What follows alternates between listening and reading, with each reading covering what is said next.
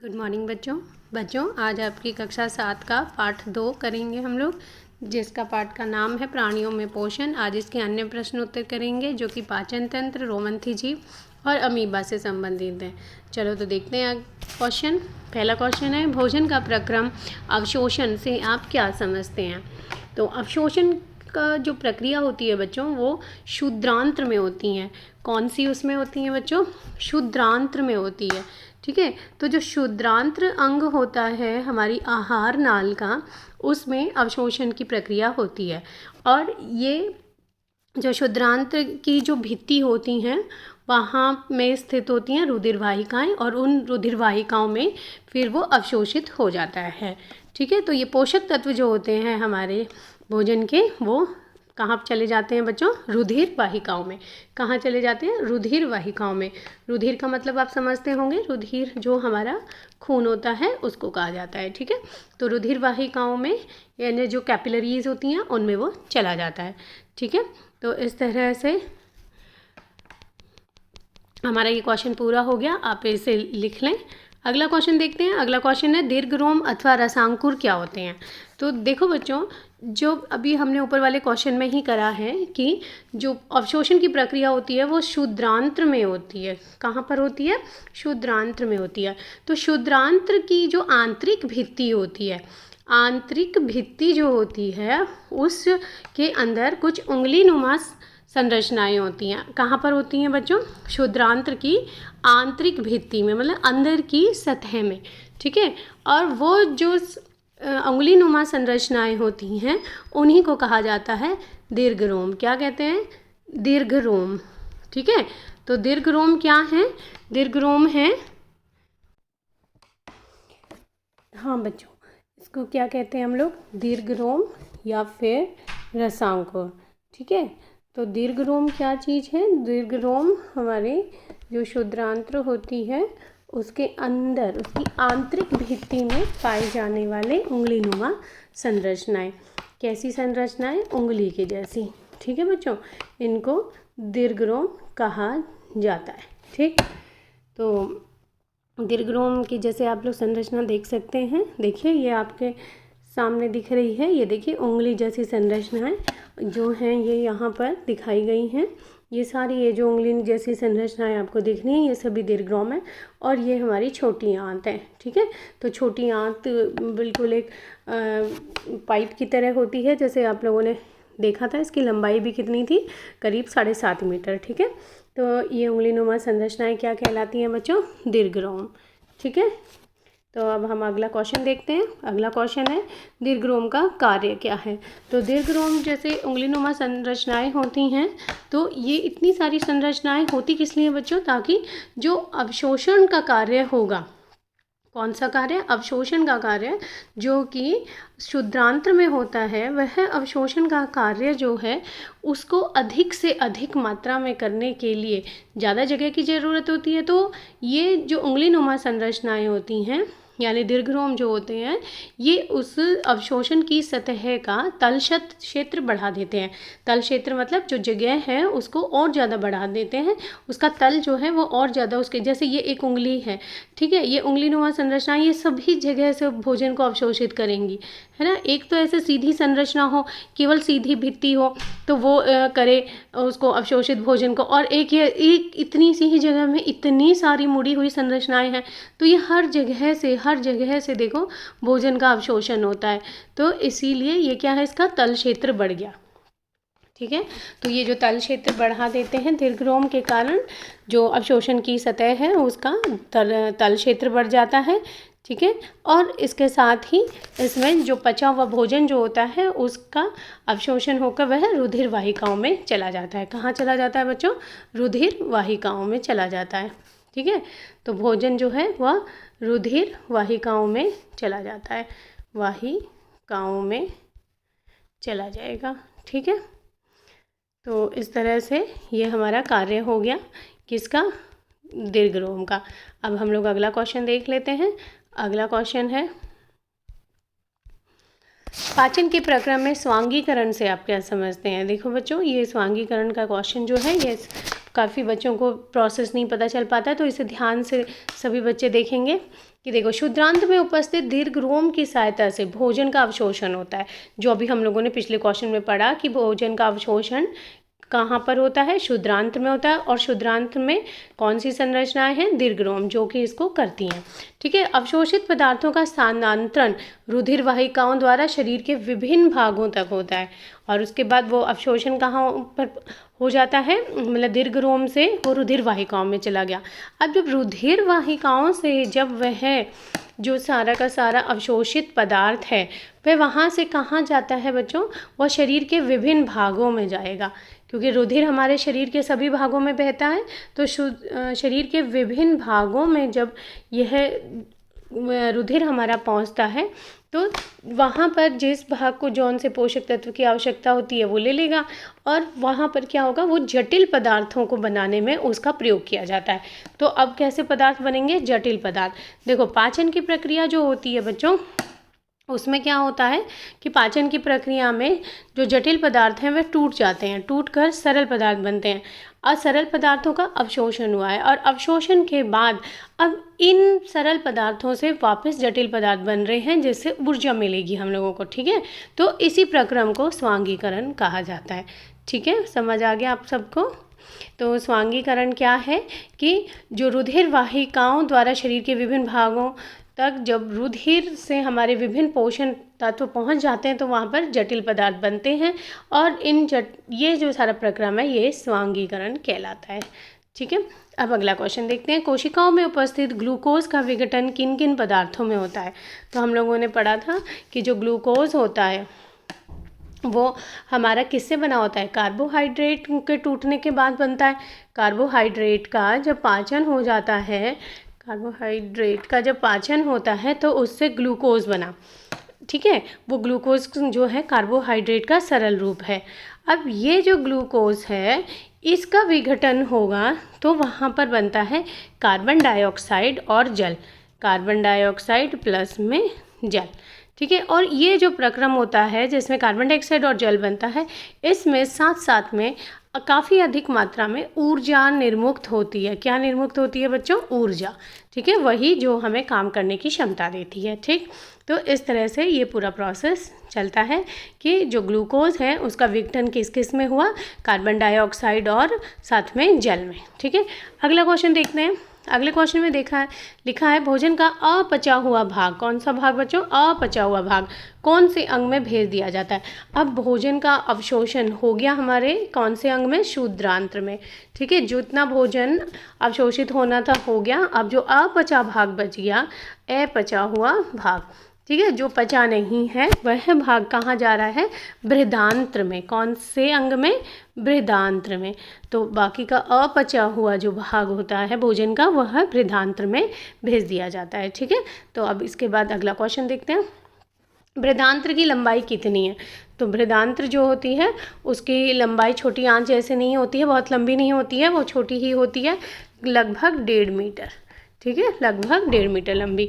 अब ये जो बृहदांत्र है इसका कार्य क्या होता है, देखो इसका कार्य होता है कि भोजन अब जो है केवल अपचे रूप में है, जो मतलब कि अपचा हुआ भोजन है जो हमारे शरीर द्वारा पचाया नहीं गया है।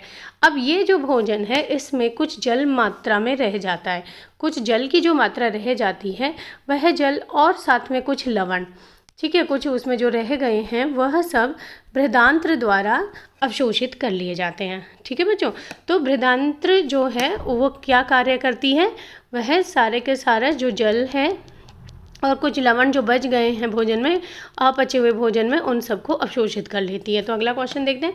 अगला क्वेश्चन में यही है, बृहदांत्र का मुख्य कार्य क्या होता है। तो बृहदांत्र का मुख्य कार्य क्या है, जल एवं कुछ लवणों का अवशोषण करना। ठीक है, इसके बाद है अगला क्वेश्चन। अगले क्वेश्चन में दिया है निष्कासन के चरण से आप क्या समझते हैं। ठीक है, तो निष्कासन का चरण पाचन तंत्र के संदर्भ में ही हमें बताना है। तो निष्कासन देखो, भोजन जो है हमारा पच गया, उसने अच्छी तरह से अवशोषित भी हो गया, उसके बाद उस अवशोषण के बाद उसका स्वांगीकरण हो गया और जो अपचा हुआ भोजन था वो हमारे बृहदांत्र में आ गया। अब जब बृहदांत्र में जो अपचा हुआ भोजन है बच्चों, वह भोजन हमारे अगर शरीर में ही रहेगा तो नुकसान होगा, है ना। तो वह जो अपचा हुआ भोजन है उसको हमारे शरीर से बाहर जाना बहुत ज़रूरी होता है, ठीक है, नहीं तो हम बीमार भी पड़ सकते हैं, हमें बहुत सारी प्रॉब्लम्स हो जाएंगी। तो ये जो बाहर जाने का प्रक्रम होता है भोजन का, पचे हुए भोजन का, या वो जो भोजन जो अर्ध ठोस रूप में उस वक्त है वह बाहर जाने का, हमारे शरीर से बाहर निकलने का जो प्रक्रम होता है उसी को निष्कासन कहा जाता है। क्या कहा जाता है बच्चों? निष्कासन, ठीक है। तो अब हम इसका आंसर देख लेते हैं।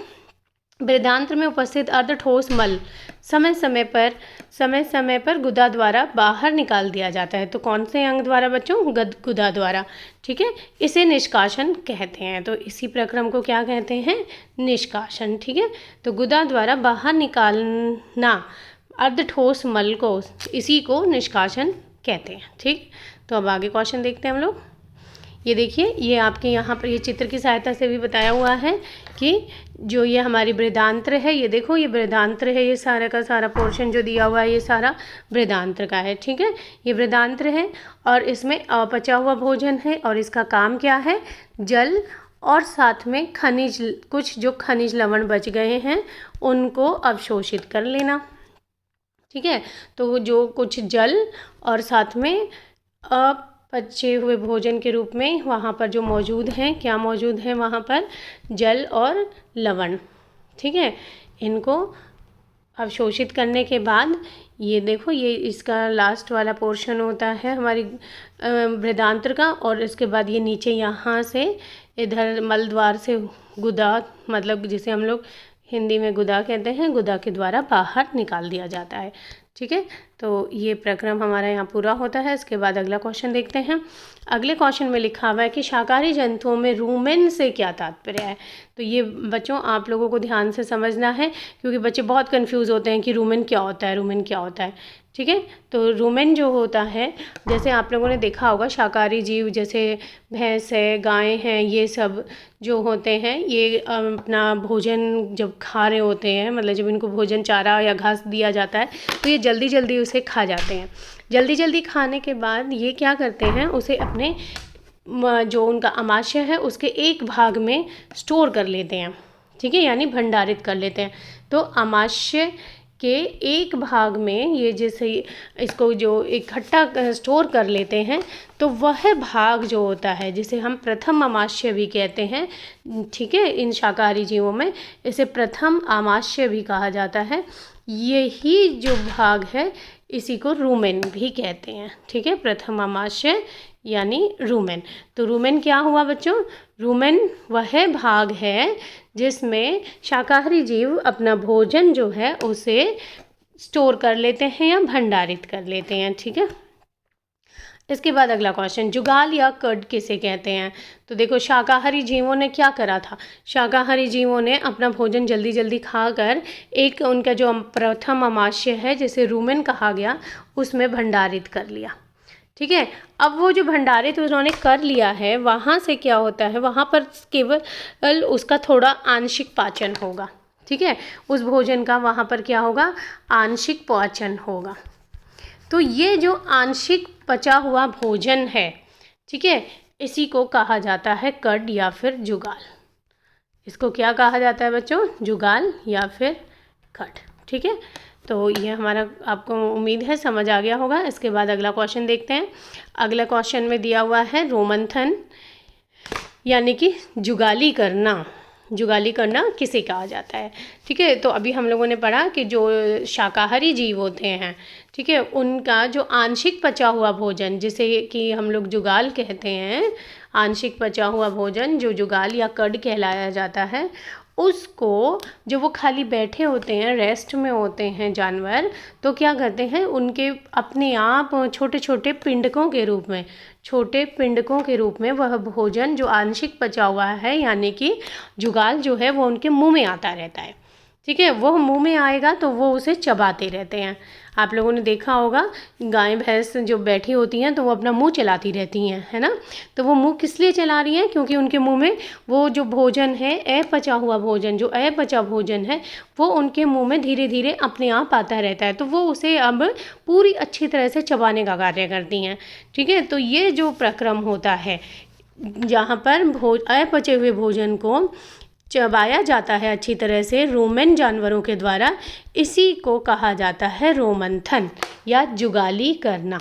ठीक है, इसी को कहा जाता है जुगाली करना। तो जुगाली करना, या फिर हम इसको दूसरा नाम क्या देते हैं? रोमंथन। ठीक है, रोमंथन। तो रोमंथन क्या है बच्चों? जिसमें जो अपचा हुआ भोजन है उसे जानवर जो हैं, जो शाकाहारी जानवर हैं, वो अपने मुंह में दोबारा लाकर कड के रूप में, छोटे पिंडकों के रूप में उसे खाते रहते हैं, चबाते रहते हैं।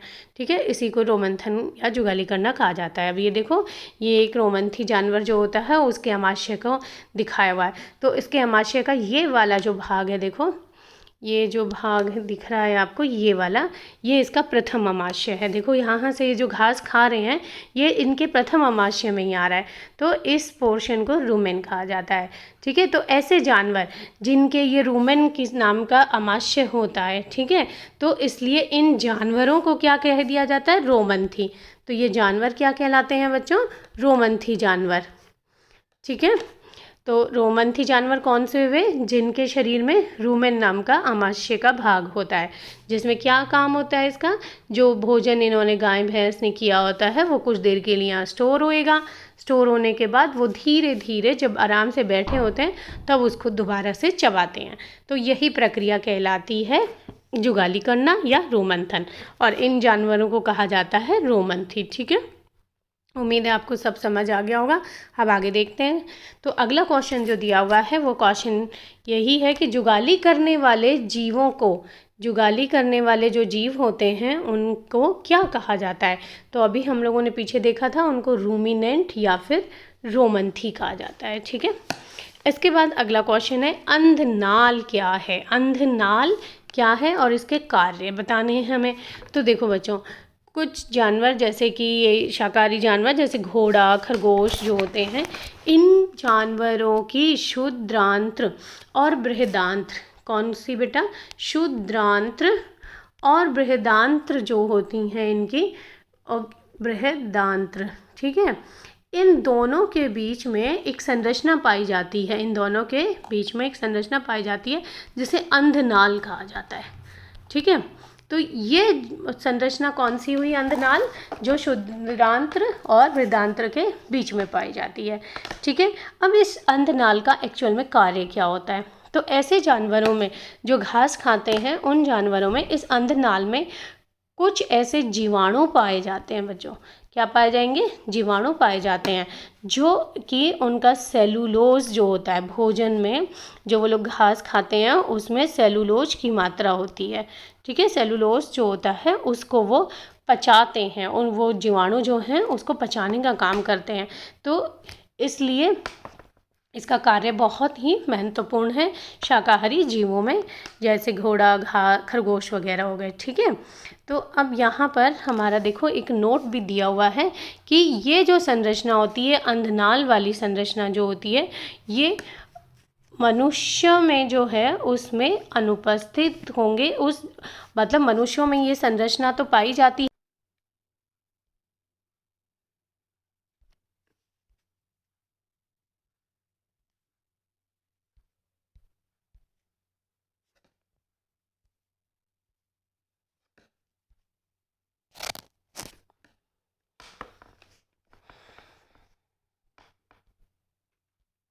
मनुष्यों में ये संरचना तो पाई जाती है, परंतु उसमें जो जीवाणु होते हैं जो क्या काम करते हैं? सेलुलोज को पचाने का काम करते हैं, वो जीवाणु अनुपस्थित होते हैं। ठीक है, तो अब आगे देखते हैं हम लोग क्वेश्चन।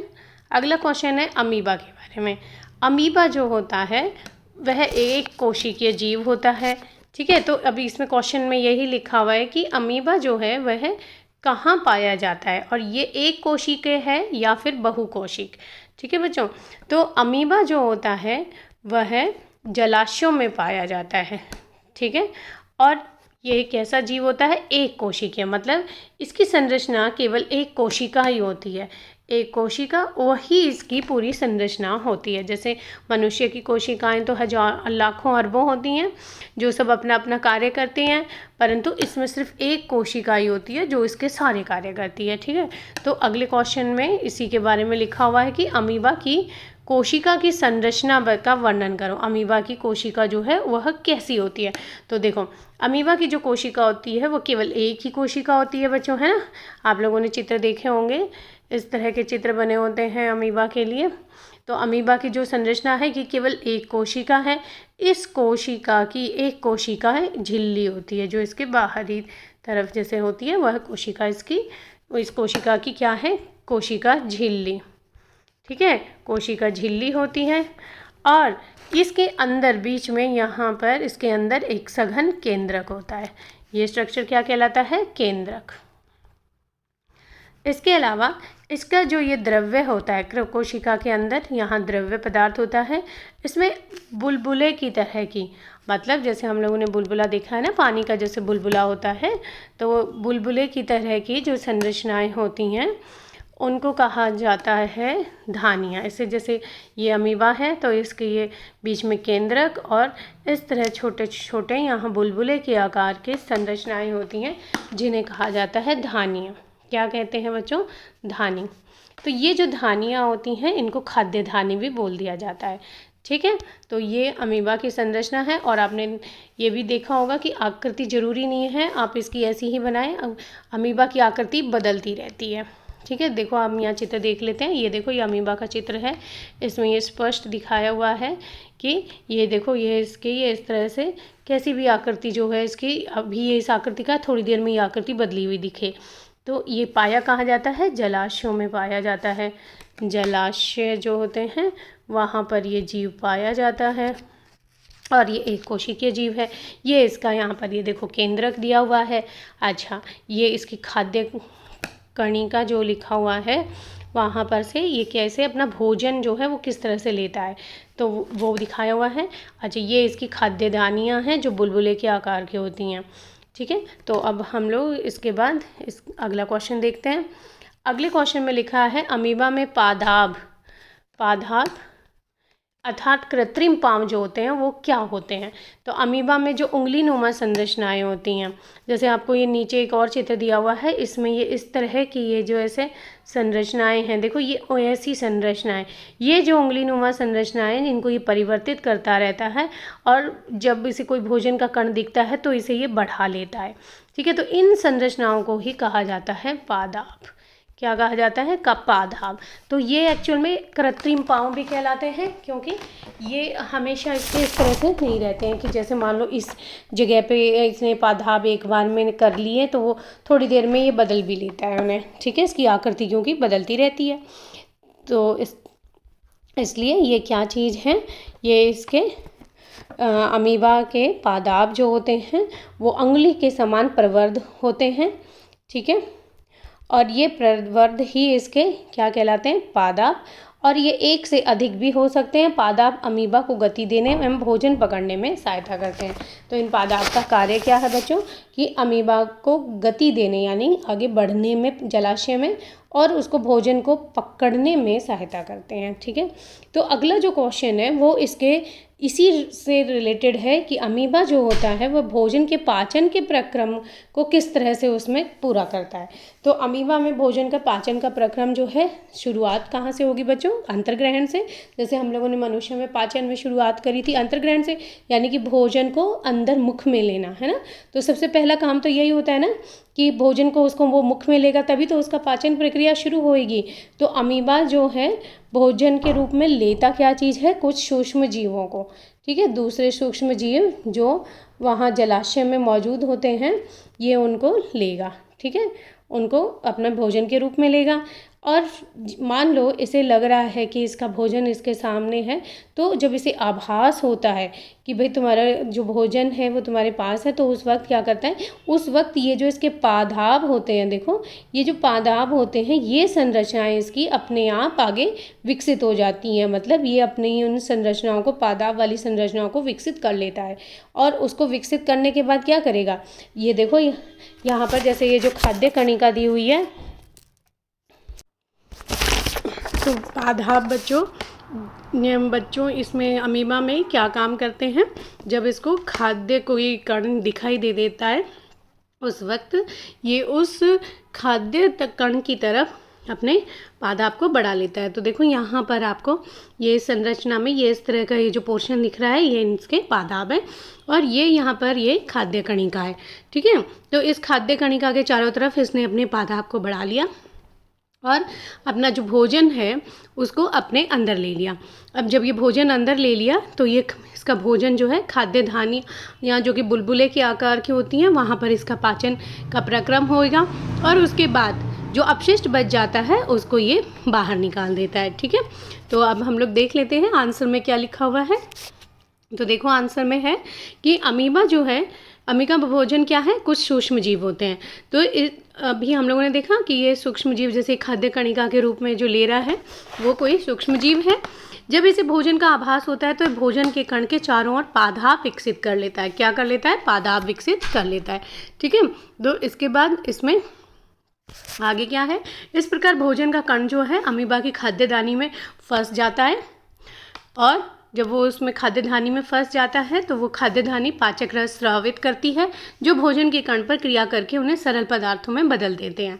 ठीक है, और धीरे धीरे ये जो पचा हुआ भोजन होता है अवशोषित हो जाता है और बिना पचा अपशिष्ट खाद्यदानी द्वारा बाहर निकाल दिया जाता है। ठीक है, तो इस तरह से जो भोजन के पाचन का प्रक्रम है वो अमीबा में होता है।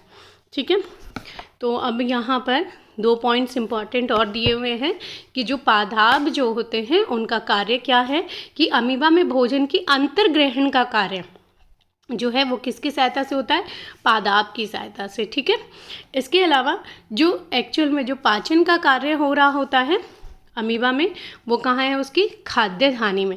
तो आपसे क्वेश्चन में अगर कभी ये पूछा जाता है कि अमीबा में भोजन का पाचन कहाँ हो रहा है, तो वो क्या आंसर होगा बच्चों, खाद्य धानी में। ठीक है, तो इस तरह से हम लोगों ने पूरे क्वेश्चन कर लिए हैं। आप सभी इन क्वेश्चंस को अपनी कॉपी में नोट कर लें और सुंदर राइटिंग में नोट कर लें। ठीक है, और चैनल को सब्सक्राइब, ये जो बेल आइकन है साथ में जो दिया हुआ है उसे, और चैनल को आप अच्छी तरह से सब्सक्राइब जरूर कर लें बच्चों। सब्सक्राइब करने के साथ लाइक, कमेंट और शेयर भी कर दें। ठीक है, तो धन्यवाद।